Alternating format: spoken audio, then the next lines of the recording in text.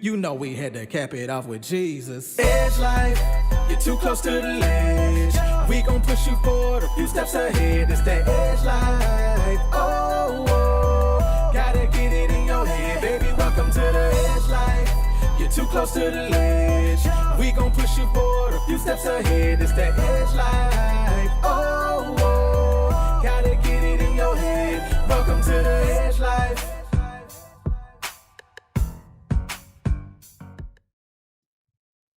That's where you say, welcome to that edge life. Welcome, welcome, welcome. It is another Sunday Fun Day, and you are turning in to the most amazing podcast this side of the Mississippi. Okay. We call it The Edge Life. Yes. What's going on, y'all? My name is Phillip Edge. And I'm Carrie Edge. And I told you, this the best now. This the best. Yeah, I thought I told you that we won't Come stop. on. That's how we do it. Yeah, like. We're dating ourselves right now, honey. We are really dating ourselves, letting people know how old we are, but it's okay. Because I'm good with it. Yeah, absolutely. Me too. With it. I'm good with it, You good with it, too? Yeah, and I'm excited about, just chopping it up with you tonight. That's right. We've had an interesting couple weeks, but tonight we're going to be talking about something that I really hold near and dear to myself because I really treasure the fact that God allows me to help in the development of people. Yeah. And it can be really hard sometimes to let people grow. I agree with that. That. Versus just, letting them go. Yeah.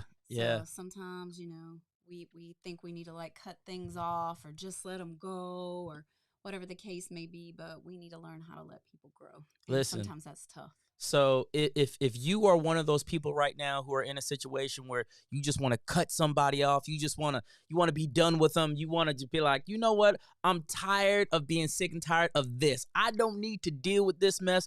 This might be an episode that you want to tune into tonight because we are going to have a candid conversation. We're going to have a real conversation, and we're going to let you know just kind of how we have experienced things. how Mostly through raising children. yeah, through raising managing children. people, you But know. what we are talking about is not just going to be about raising children and how we do it. It's also going to be about how we lead people and how you lead people. So Yeah, I think it's going very to be really good. translatable Yeah. into any area of your life. Absolutely. Absolutely. I love it. You see, we've been around each other a long time because we're finishing We're each other's both sentences absolutely in. just like our friends Be Love Inc., Shantae and Shantae Via. They finish each other's sentence and they do say hello to us. So what's going on, ladies? How are you all doing? How are you all doing? So with that being said, I just want to, before we jump into the session tonight, I want to ask you, like, how was the weekend? Because I know it was a big weekend, but tell the people what was going on this weekend. Woo! Yeah. Yeah. This is one of those weekends that will test your parenting skills. Not that our kids did anything bad, but we when you have more than one child or more than like a couple of children, things can get a little dicey. Yes. Just because you can get very busy. So, but I have been doing this for a minute. You know, I have a 24-year-old man. Whoa, it sounds crazy. Yeah, right. I have a 24-year-old, so you know we've been doing this for a minute. We've been down the road a couple times, right? Couple of times. But you know the girls, girls are different. A little bit different. So two of our girls, the oldest and the youngest, had activities that were equally important to them. Both kind of different personalities, but everything went really smooth. Saray, our oldest daughter, had her senior prom. Senior Can you prom, believe y'all. it? Senior prom. It was real. Yeah, and then of course, like, you know, good planning. Of course, I knew this was going to happen in my heart, in my guts. Zoe had her 8th grade formal at the very same time. Right. And that in and of itself, you know, as parents, you're sitting there like, what do we do? You know, how do we do this? And they were not in the same place. So we had to figure it out. They were not even in the same city. Right. You know, at least they were in the same state. Right. But Saray's pictures were an hour away from where we live.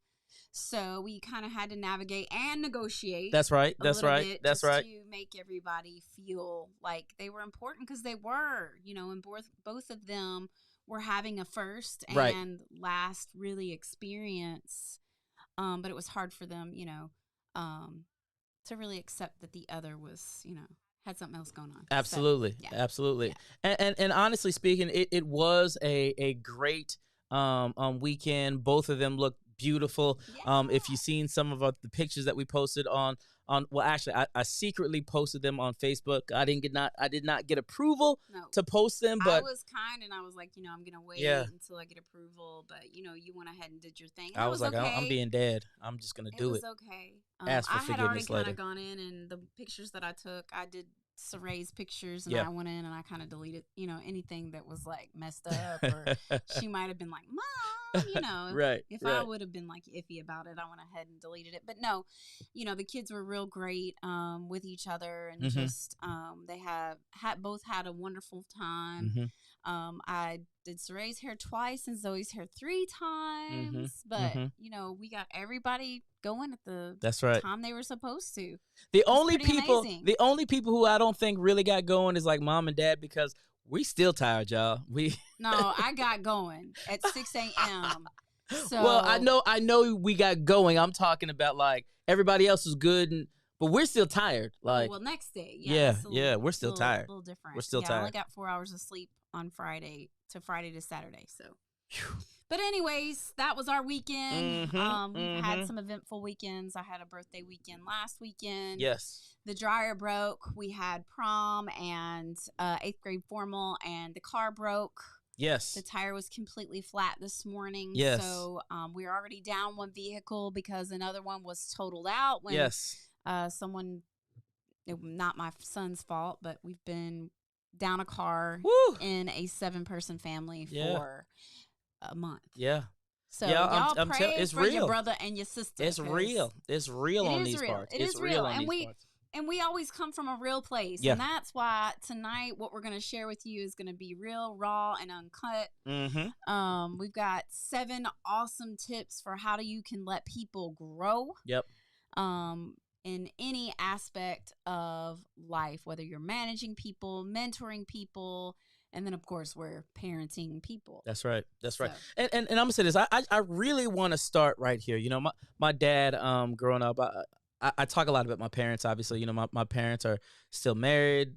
They're still very, very influential in my life. Well, every Yeah, you know what I'm saying. conversation. I talk to them every day. Yeah. They are amazing, and I love them dearly. And I try to mimic them in the way that they have reared myself and my siblings. And you know, my dad, a lot of times, y'all have heard me say this. You know, he says, you know, we may not have a lot of money, right? And I'm buying that up because we do, right? But he says, but we have a lot of love. But we Right. have a lot of love, right? And the interesting thing, especially growing up in a family where my dad was in the military, so we traveled quite a bit. Our family was really, really tight, right? Yeah. And even to this day, our family is really, really tight because in those formative years, you know, we were all we had. You know, it was it. And you know, I've listened to my dad and many times, you know, my mom say things like, you know, y'all are mine. Like speaking about my brothers and my brother and my sister, even when maybe we didn't do something quite right, it was still mine. y'all are mine. You know what I mean? Like whatever it is, we'll get through that. But y'all are mine. Y'all are my flesh and my blood. Y'all are my babies. And I'm not worried about what nobody else says. I'm not worried about what nobody else thinks. The only thing that I'm worried about is you're mine. So because of that, I ain't never gonna let you go. You're never going to be in a situation where you're by yourself or you're lonely, right? You're in this thing. It doesn't matter. I mean, like I said, I'm 44 years old. I talk to my parents every single day, and my dad and my mom, they make certain that I know that I'm not in this by myself. Even when emotions will rise and you don't feel it, you know, they're still like, hey, hold on a second, you know, pick your chin up. We're gonna walk this thing out. So I learned something from them about being tight and about never giving up on people, right? And my parents to this day, they're like, I'm never going to give up on you. Right. And it's the same way that they treat me, the same way they treat my siblings, the same way we treat, you know, the adopted siblings, if you will. Because I got several sisters like Cecily, family. and everybody has become family, Right. and it's real. You know what I'm saying? Because they set this thing up in which they said, you know what, I'm never going to give up on you, and I can't let go. I can't let go. And I think just thinking about it, that's kind of like a segue to what we're talking about today, because we're talking about, you know, not letting go, right?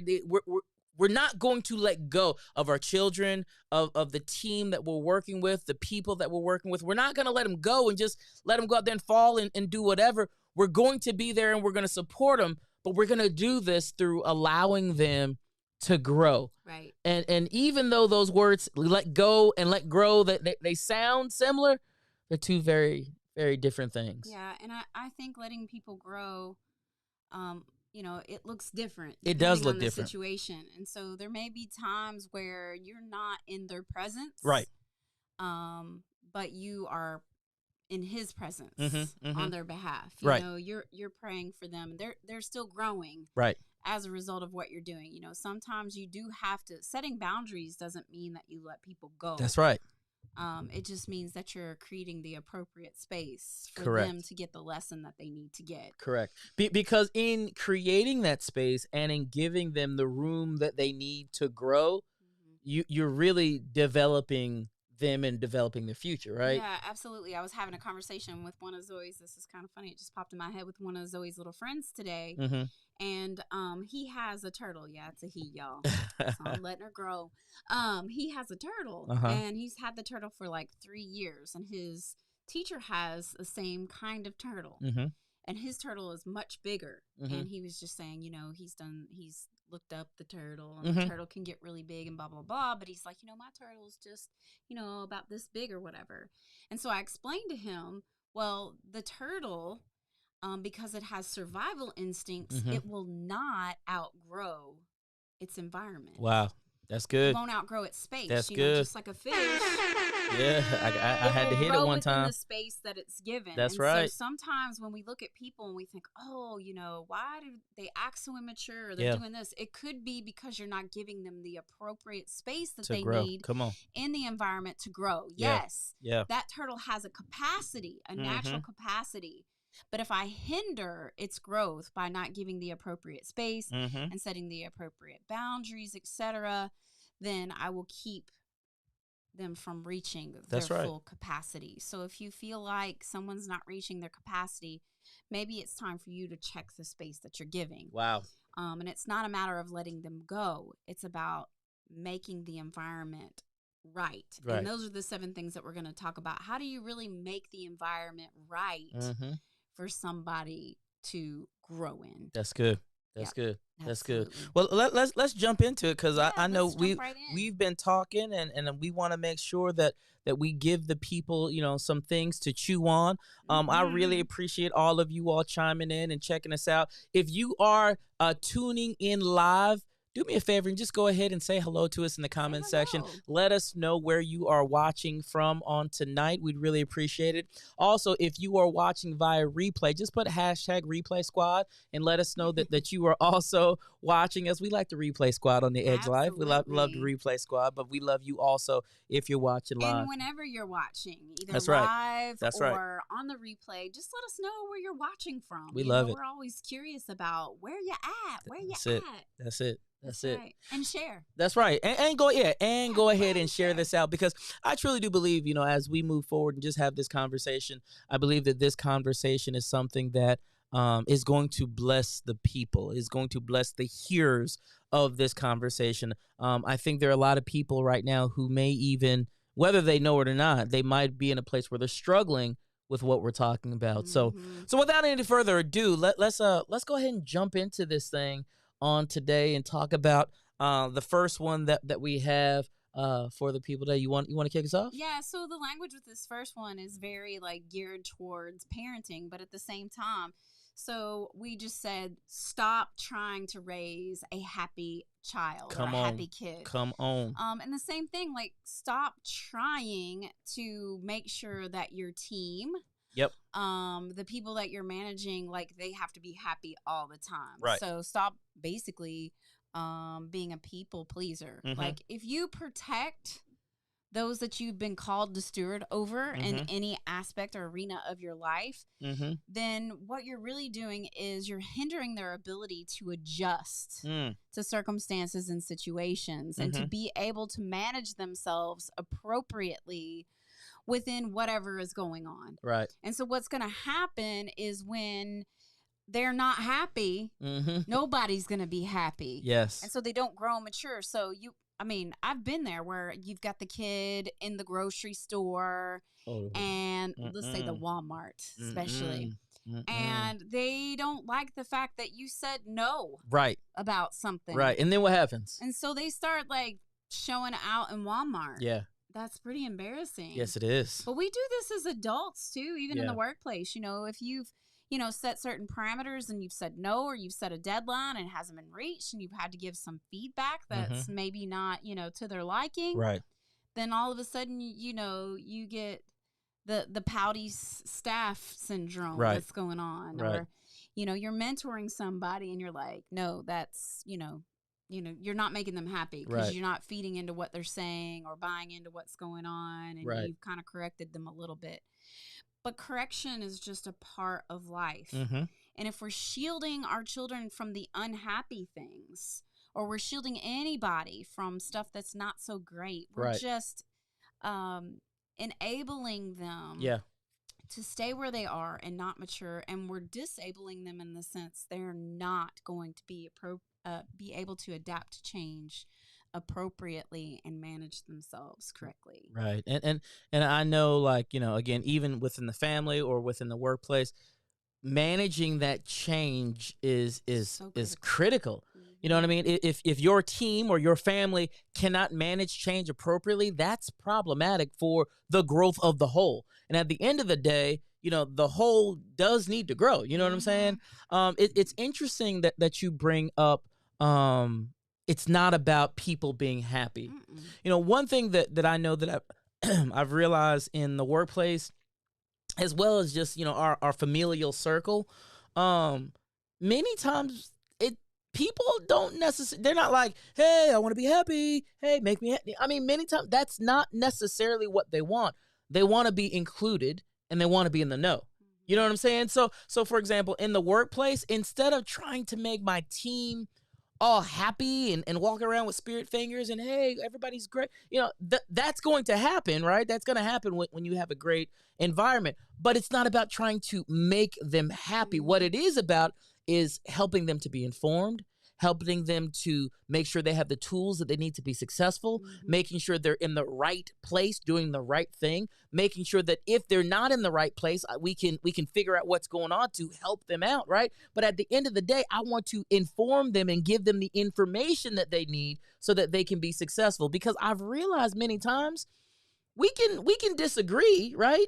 And you may not like ultimately what I say just from a decision standpoint, but if you know and if you understand why I made that decision, you're okay. And it's not about you being happy. No. That's just about you understanding. No, you know, there's a difference between being happy and being healthy. Yeah. You know, Yeah. Healthy is a greater state of being. That's good. And, you know, our emotions and whatnot that impact our happiness, so to speak, they ebb and they flow with situations in life. And, you know, home and the workplace, you know, as a parent or as the manager, you need to always be able to make sure that people feel the safety net. Right. But they also have to feel the discomforts sometimes that come along. If home is always the safety net, then when people get outside of there, they'll fall. They don't know what to do. Yeah. Right. Yeah. You know, you can't have everybody, you know, you can't have your grown kid always running back home. You know, at least you don't want to. You don't want to. Right. I mean, right. They For need real. to know that it's safe, but they also need to know that they have been empowered. That's right. They are safe to make decisions. They have been empowered with the ability to do something themselves. Yeah. Yeah. And to adjust and to adapt. I mean, the one thing that we know about life is that change is always going to be very consistent. Yes. It's funny how change is consistent because that seems like an oxymoron. Right. Because one thing is always changing, one thing is always staying the same. Right. So the state of change is ever consistent. So we need to make sure that our children are not constantly looking for you to make everything right. Right. You can help walk them through it, but they need to feel every emotion. You know, because if not, when an emotion comes, they're going to just try to look for escape behaviors and those sorts of things. And we need to be able, whether it's with our team at work or, you know, at home, we need to be able to share things that sometimes are uncomfortable, Right. sad, all of those sorts of things, so that when, you know, faced with real life or when that person takes your role, right, you know, at work, like I want the people who have ever been under my leadership to feel like they're capable. Right. But if you're constantly working to make someone happy, they will never be capable. Yeah. Yeah. Well, you know, it's just like, you know, working out. Growth comes in the tension. Pain. You know, growth comes in the stretching. Tearing. Growth comes in the tearing, right? That's where growth comes. Now, in a familial environment and or a work environment, we have to be able to manage that tension, manage those growth processes that stretch us and they stretch us all. Again, you know, you're not trying to just fight all the doggone time, but we're trying to help people to understand, because again, in those tense moments, that's where the growth occurs. And with children, with your team, you're always trying to bring about growth. You know, today we had a growth moment today. You know, we shared with you that you know, we were down one car because we allowed our son to borrow our car since his kind of got totaled, right? And then this morning we woke up and my wife's car had a flat tire. So now we were down 2 cars. So then we had to drive our daughter Jess's car to church. Now, the interesting thing is she messaged today and she was like, basically, where my car keys at? Right? Where my keys? So, where my keys? I'm trying to leave. So I was able to explain to her, and I said, Jessa, I said, your mom and I, you know, as I told you last night, we were going to drive your car down to church today because your mom's car The tire was going flat, blah, blah, blah, blah, blah. Mhm. Now, I could see on the other end of her message, she was not happy because I guarantee she was ready to go. Mhm. She really was ready to go. But here's the thing. But she understood the fact that your car had Gotta a flat tire, compromise, right? yeah. And she was okay with the compromise. How do I know that? Well, she didn't text back and say anything. but she was okay with the compromise. And even today when we got home, she was okay with the compromise, but it wasn't about making her happy at that moment in No, it was time. You know what I'm about, saying? she had to learn to adjust and to adapt to the situation and circumstances. Yeah. And a lot of times, like on the job, when we're managing or leading people, we spend a lot of time, we waste a lot of time trying to pacify. Mm-hmm. And we even do that at home. And when you spend time pacifying, that ends up meaning you're doing a lot of the work on your own. So if you're complaining, Yeah. because you're the mature person, Mm-hmm. Everybody else is all in their feels and you're trying to pacify it. Right. You've got to stop the pacification. That's good. And I would say our society has done that a lot. That doesn't mean that we don't validate the way people feel. Right. That means we allow them to feel what they feel Mm-hmm. Mm-hmm. instead of always trying to fix it. Mm-hmm. You got to stop running around and sticking pacifiers in grown people's mouths because Ooh. you don't want to hear them cry because Ooh. that's your problem, Ooh. not their problem. That's it. But the That's more it. you stick the pacifier in their mouth, the more problem you have, and you let your problem become their problem. That's it. That's it. Yeah. That's it. And we talking about pacifiers. I was like, ooh, I felt that in my shanana. Man, proverbial pacifier. We're giving them out. Some of us as leaders are giving them out to everybody. That's it. That's it. Yeah. So what's the second thing? So number 2 is embrace relationship changes. Embrace the relationship changes. Yeah. Relationships are ever evolving. They are. Especially with your children. Oh, yes. Yes. So as they evolve, just embrace that change. Like, go with the flow of that change. Don't try to keep someone from growing into that next level because you liked it the way that it was. Yeah. Yeah. And we do that in multiple arenas of our lives, even marriages. Relationship changes over time. Right. And we may not like the way we see changes in our spouse, but we have to embrace the evolution of relationships because people are dynamic. Yeah. They're not static. They're Right. not just staying in one place and not changing. So Right. we've got to constantly just, grow with the flow. Let people grow. Let people grow through their stuff. Some things are just seasonal, but embrace the changes of the season. I was telling Philip earlier, I was like, we can wear shorts in the winter if we want to. We'll be very uncomfortable. But it won't kill us. Right. Right. So things are seasonal, y'all, sometimes, and changes in relationships and those sorts of things. And it may feel uncomfortable to you. You don't like to see your child grow up. But I really don't like, I was going to say I despise, but that's really harsh. I really just don't like when parents, I see them trying to keep their child 3 years old. Yeah.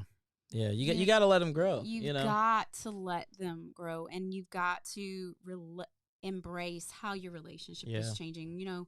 Most people will say that their relationship with their parents is better the older that they get. And I don't know necessarily that it's better. It's just different. It's different. And I would agree. But you got to know your role. Right. Play your role. I tell my kids all the time, my role in your life, again, going back to number 1, is not to be here to make you happy. I'm here to parent you. Right. I'm a steward, right? And you are my gift into the world. And so I have some things that I need to do with the gift that I've been given. And you said something a second ago, and I just want to expound on it just for a moment. This may not feel good, right? Especially for parents, as the relationship with your child evolves. We're in the process of experiencing this daily, right? It was funny this weekend, watching what was happening. We had the 8th grade dance and we had prom. So 2 different stages of evolution, if you will.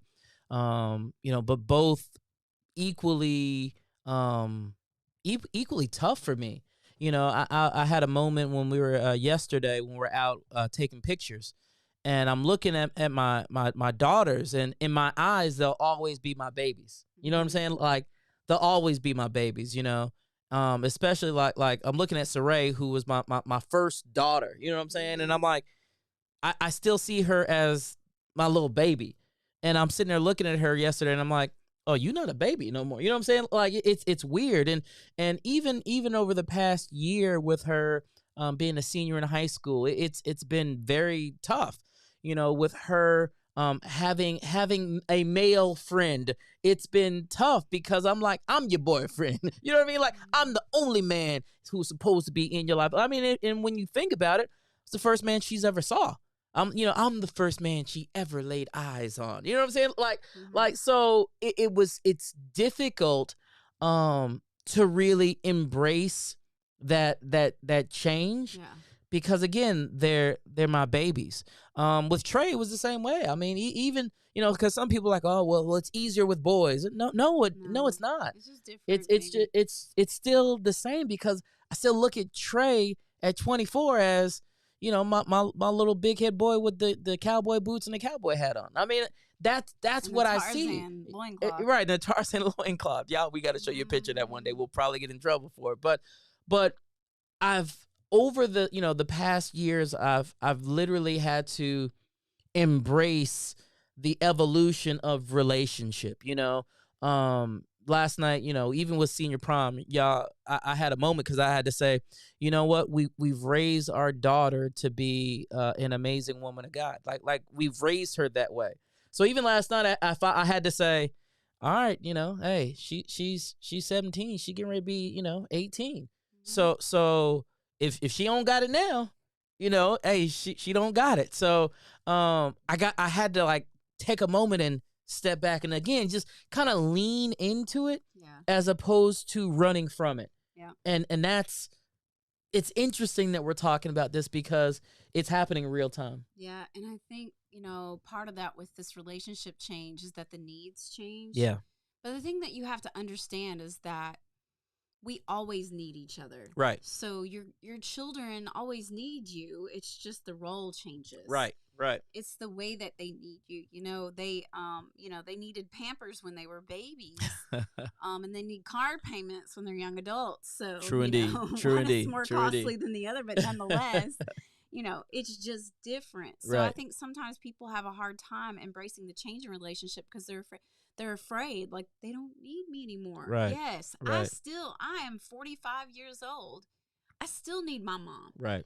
And she will never let me go. Right. She's let me grow, but I will always need her. And Absolutely. she is always deeply aware of the need that I have.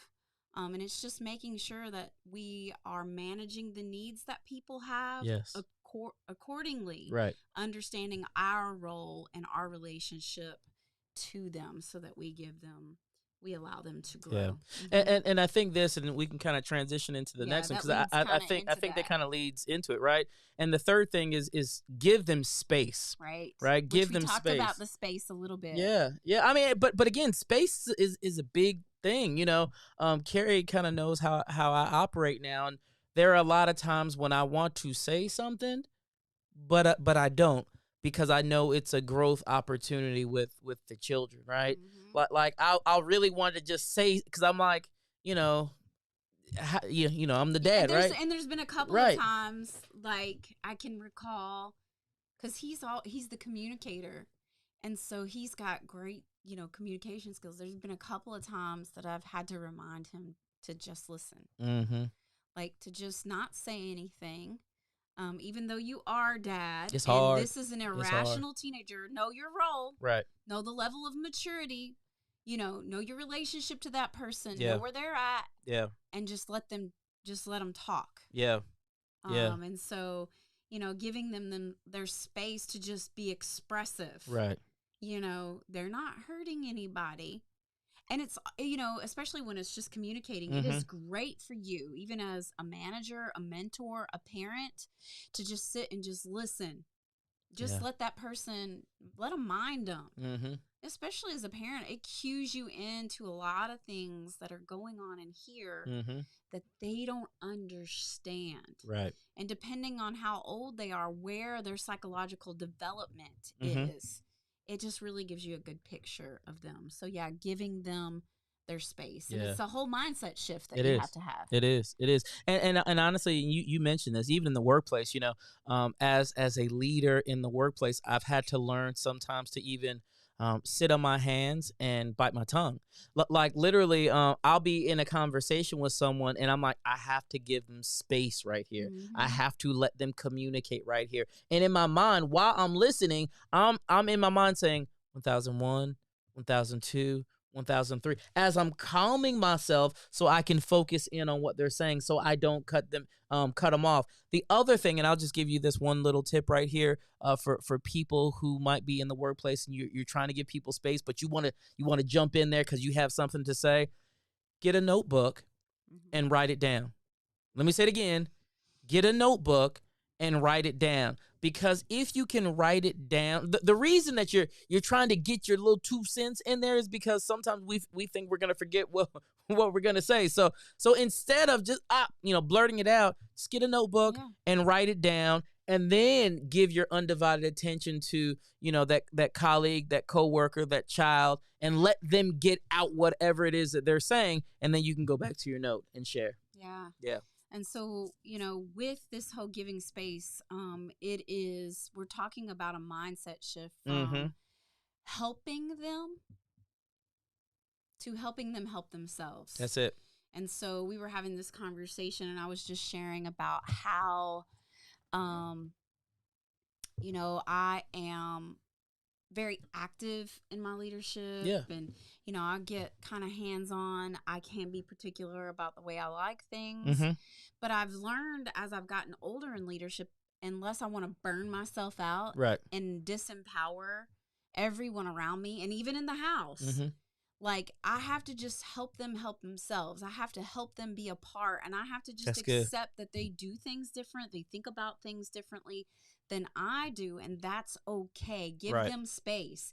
It doesn't have to be my way. It doesn't have to be my version, and it's my version of perfect because there is no such thing.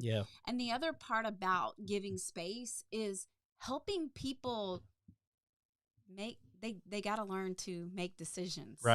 They got to learn to choose. All of us have that friend that can never make a decision. You see this in spouses, like there's conflict because she'll never pick the place to eat, and then she's mad when I go here or there, They can never choose.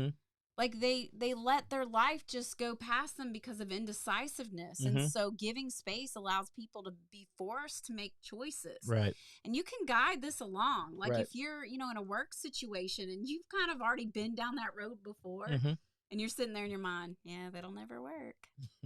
You're thinking that, but instead of just like letting them like completely fall and fail, depending on where they are in their development, maybe you give some options, with children. You talk them through their option and say, well, you could choose this, but if you choose this, here's the consequence. You could choose that. Yeah, that sounds like that might work, or whatever the case is. But we need to teach people that life is a series of choices. That's right. And if we choose not to choose, we leave life to chance. And chance is dangerous. Ooh-wee. So God gave me a brain so that I can choose. That's right. So teach your kids, teach the people that you are called to lead how to decide and make choices. And make a choice. And make a choice. Even if it's wrong. They need to know it's safe. Like, even if it's wrong, I'm still here. I'm not going anywhere.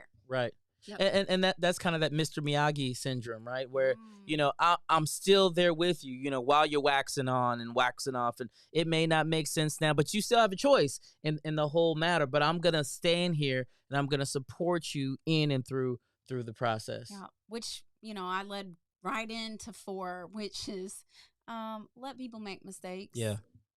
Yeah. Like some of the greatest life lessons, and this sounds cliche, but it's really true. And if you think about it, some of your greatest life lessons really are learned in the process of failing forward. Yeah. The process of, you know, knowing that you're not going to be perfect. Everything is going to be all right, but everything is not going to always turn out the way that you expect. Mm-hmm.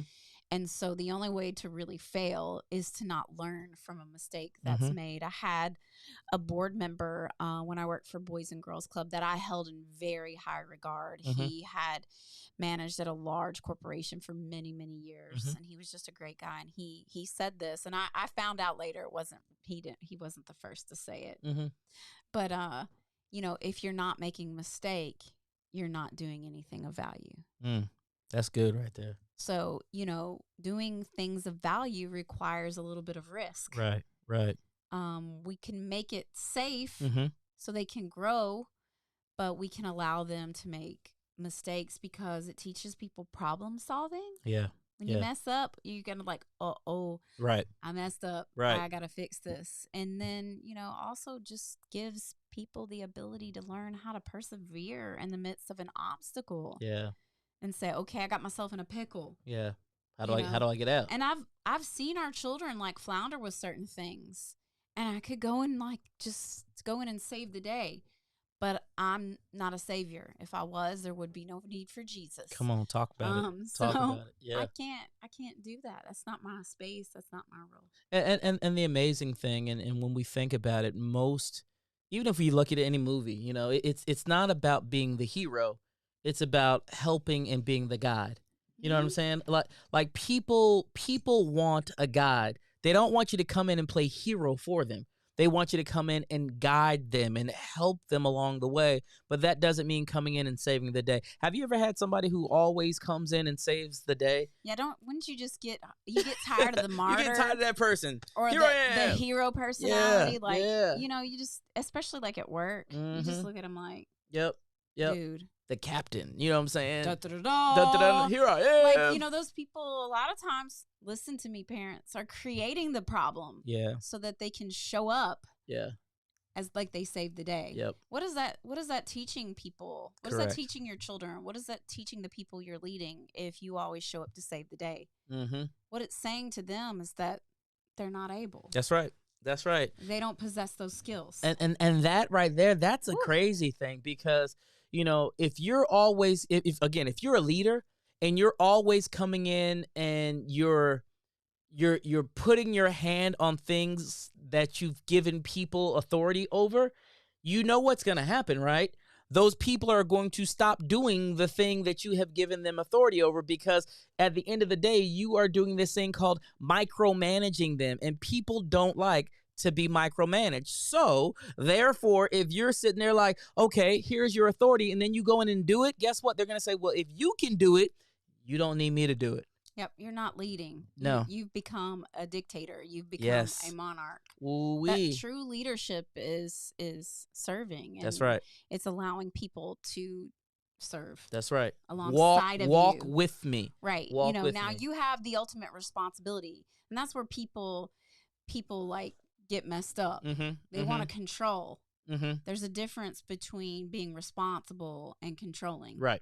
That's Controlling means I got to have everything my way. My way, right. Responsibility means that even if my team and I don't seem to succeed this time, I take the responsibility for it and we correct it. That's right. But I don't correct it and do everything, you know, for you. Yeah. So you got to let people lead. You got to let them. I was thinking about a leader, and I heard it said, you know, if something goes wrong, it's my fault. If something goes right, it's everybody's fault, if you will. Everybody did it if it goes right. But as a leader, if something goes wrong, I'm taking it. Again, as you're leading people, as you're guiding people, even the family, you know, if something happens wrong in the family, it's my fault. Period. It's my fault. I did it. You know what I'm saying? And that's how I take it. But when we're doing things great, I'm like, man, look at this. This is everybody. And it's the same thing within the workplace. And if we want our children to be humble, we have to let them lose sometimes. Yeah. Yep. How can you taste the sweetness of victory if you've never experienced defeat? That's right. I mean, we have raised a generation of young people who have been so sheltered from defeat. They don't know what a tiny victory is. They got to have big stuff because they're so desensitized because no one has ever allowed them to really make a mistake and fail. And I'm not saying like let your kid kill themselves. Like, oh, let your 3-year-old cross the street. If they don't figure it out, it's survival of the fittest. I'm talking about on the level at which they can handle it. Absolutely. But you can stand back and, there's been a number of times I've stood back and I'm like, okay. And I might just make a noise. Sometimes I don't say anything at all. Sometimes I just get on my knees. I get on my face, Lord. Just keep pray. them and protect them. That's it. Just pray. So, yeah. Well, listen. We have started going through these things, and these are good. But this is what I'm thinking. This is what I'm thinking. Let's pause. Because this is a good place to pause. And let's come back next week and finish these other ones. Because we still have... last 3 are good, we still got y'all. 3. And I want to make sure that we take our time and we do our due diligence with these things. Baby, we can do it. Take your time. Do it right. We can do it, baby. Do it tonight. See, listen. Y'all don't know that. They don't know. Next Sunday night. Go ahead, girl. Do your thing.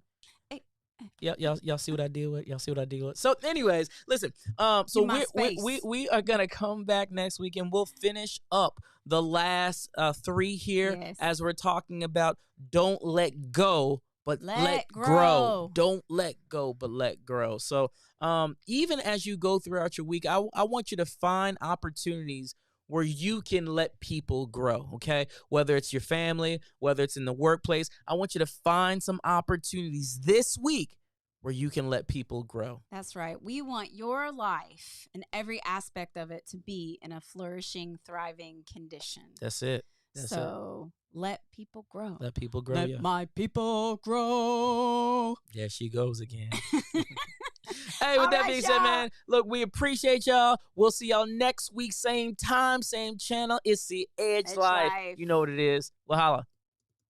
You know we had to cap it off with Jesus. Edge life, you're too close to the ledge.